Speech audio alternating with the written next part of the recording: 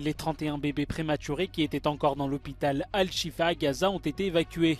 Des préparatifs sont en cours pour les transférer vers l'Égypte. Des sources gouvernementales israéliennes ont indiqué à Euronews qu'un accord sur la libération des otages aux mains du Hamas était sur le point d'être conclu.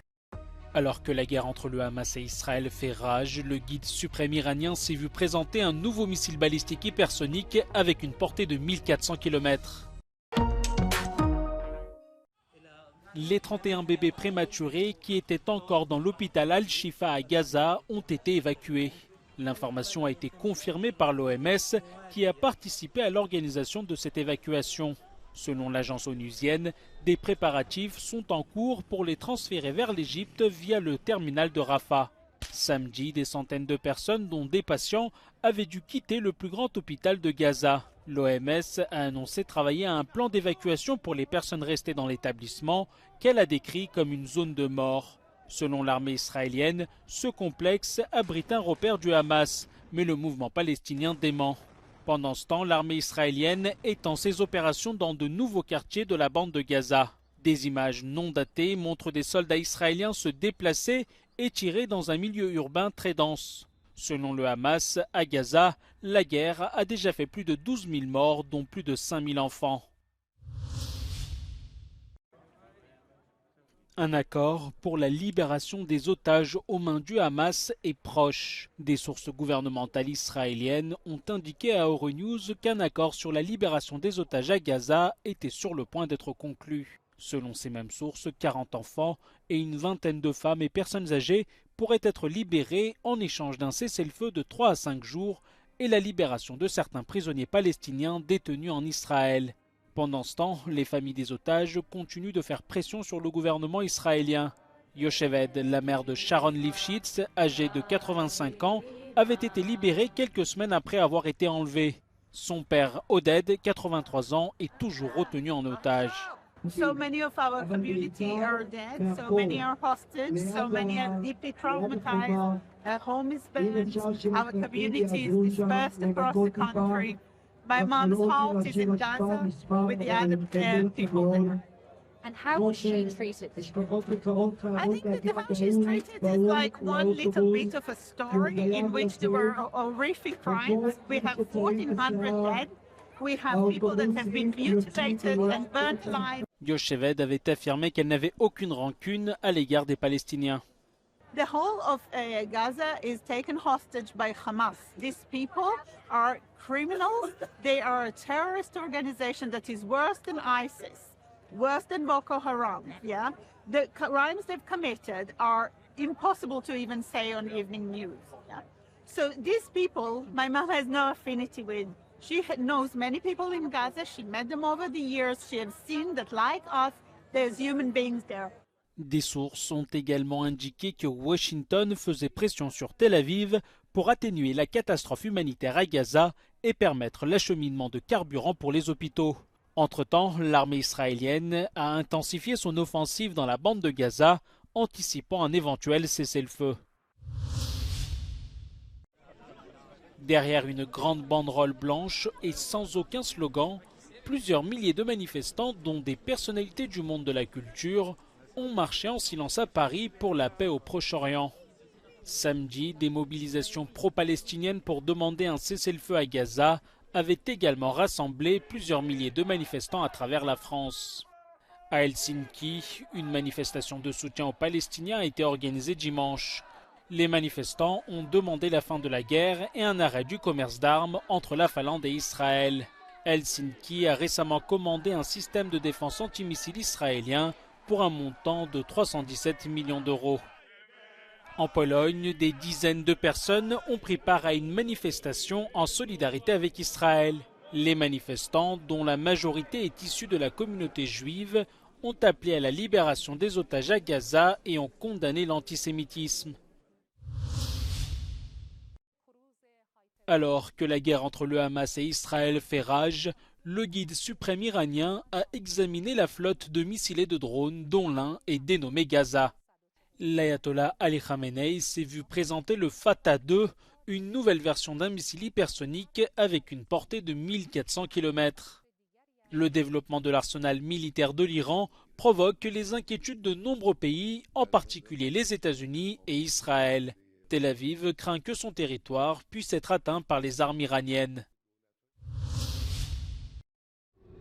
Plus de 204 000 personnes ont déposé une demande d'asile en Allemagne depuis janvier, un chiffre en hausse de 77%. Alors pour y faire face, l'idée de délocaliser le traitement de ces demandes dans des pays hors de l'Union européenne séduit. Et cette politique gagne du terrain ailleurs en Europe, en Italie, au Danemark, mais aussi en Autriche. European governments see this idea of offshoring asylum processing, moving it elsewhere, as a way to possibly make the return of those who are in need of protection easier, because they wouldn't be admitted to the EU.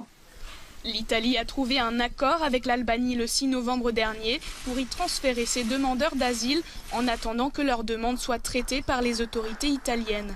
Mais ce projet inquiète certains experts. There is the risk of differential treatment between asylum application that will be examined in Italy and asylum application that will be examined in Albania. Indeed, we have to remember that Albania is not bound to European law and regulation on asylum. This means that there could be some issues in terms of the human rights of the asylum seekers. L'accord prévoit la construction de 2 centres pour accueillir des migrants sauvés en mer par l'Italie. Mais il soulève des questions juridiques. Le droit européen n'admet pas que tous les demandeurs d'asile soient automatiquement détenus. Il exige une individualisation, un examen individuel de chacun des cas. Il exige également que la détention ne soit pas la solution utilisée en premier ressort et qu'on examine la question de savoir s'il existe ce qu'on appelle des alternatives à la détention. Une première évaluation juridique de la Commission européenne indique que le droit européen n'est pas applicable en dehors du territoire de l'UE, mais pour l'instant, aucun projet entre un pays membre de l'UE et un pays tiers n'a encore abouti. Et l'échec récent d'un projet similaire outre-Manche ne présage rien de bon pour l'avenir de cet accord. Au Royaume-Uni, la Cour suprême a jugé illégal le partenariat prévu avec le Rwanda. Un État de 18 millions d'habitants et de plus de 116 millions d'animaux d'élevage. Les Pays-Bas sont le 2e exportateur mondial de produits agricoles et la moitié de son territoire est consacrée à l'agriculture. Autrement dit, c'est une superpuissance du secteur, malgré sa petite superficie. Or, cette situation pourrait devenir problématique pour les émissions et les dépôts d'azote, un élément chimique qui, à forte concentration, est dangereux pour la nature et la qualité de l'eau. Presque toutes les activités humaines produisent ce corps gazeux, mais aux Pays-Bas, c'est l'agriculture qui en est la plus grande responsable, à hauteur de 50% des émissions. Basically, in the Netherlands, there are 2 big reasons why we have a nitrogen problem. On the first hand, is we are a very densely populated area, and we have the most dense livestock concentration in Europe. And on the other hand, the Netherlands has taken a rather strict interpretation of the European Habitats Directive, which stipulates that for every new kind of activity, we have to realize nitrogen reduction elsewhere. Le gouvernement sortant souhaite réduire de moitié ses émissions d'ici 2030. Pour y parvenir, les producteurs doivent réduire leur empreinte d'azote ou vendre leur terrain à l'État qui a mis en place un programme de rachat volontaire doté d'un budget de 8 milliards d'euros.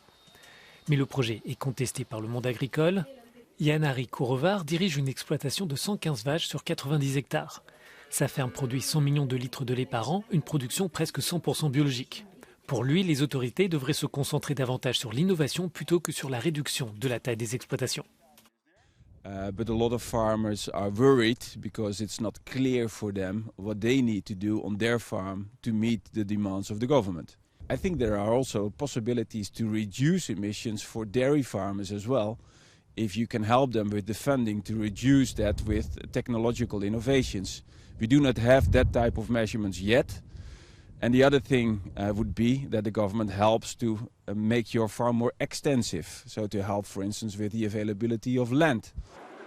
La question est devenue un thème de campagne pour les élections législatives qui se dérouleront la semaine prochaine. Les producteurs rejettent le plan. En revanche, certains partis politiques et certaines organisations veulent plus d'ambition encore. Il demande des rachats obligatoires plutôt que volontaires et des objectifs plus stricts en matière de réduction du cheptel. We demand that the government helps farmers make the transition to ecological farming with 70% fewer animals in 2030 and 80% fewer in 2050, and actually helps farmers or helps, the market set up a system in such a way that the farmer also has a good income, producing like food for humans instead of a lot of food for animals. Le preoccupazioni di ambientalisti e agricoltori si faranno probabilmente sentire nel voto del 22 novembre e sono destinate a influire sulla composizione del nuovo Parlamento olandese. Vincenzo Genovese, Euronews, L'Aia.